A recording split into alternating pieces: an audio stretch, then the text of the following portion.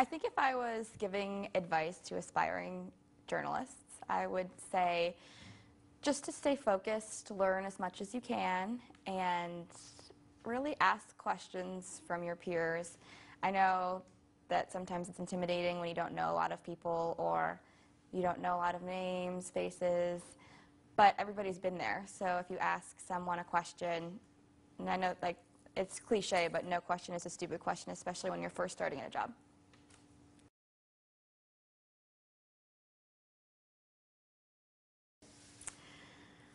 Oh gosh. I think I've always really had an interest and passion for the industry. I always used to watch the morning talk shows and the morning shows and the news with my mom. She was always watching Good Morning America and the Today Show and Live with Regis and Kelly. And so to be able to watch those shows, and then I would always go in my bathroom or my backyard and just try and emulate the reporters and anchors and talk show personalities.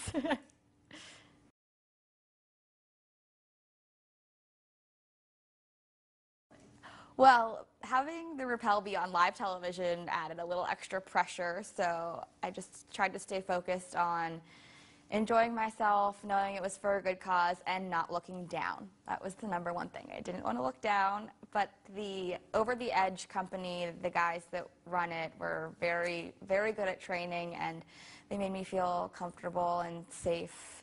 So the first step was frightening, terrifying. I think that if I wasn't on live television with everybody watching, I would have taken a few deep breaths before I actually took the first step, but the added pressure helped me to really just not think about it and go.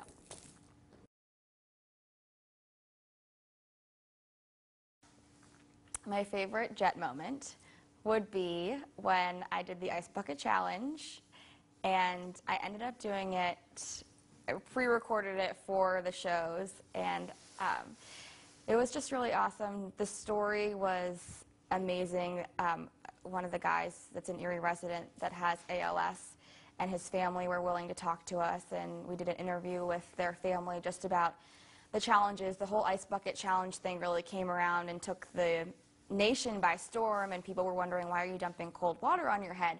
But really to hear their story and to see how grateful they were that someone was raising awareness for their cause, and then to have his kids dump the freezing cold ice on my head was special. I mean, they were so excited, and they were running around. Just, it seemed like they were excited to be part of something that was actually bigger than them and happy, rather than having to focus on ALS being such a negative thing.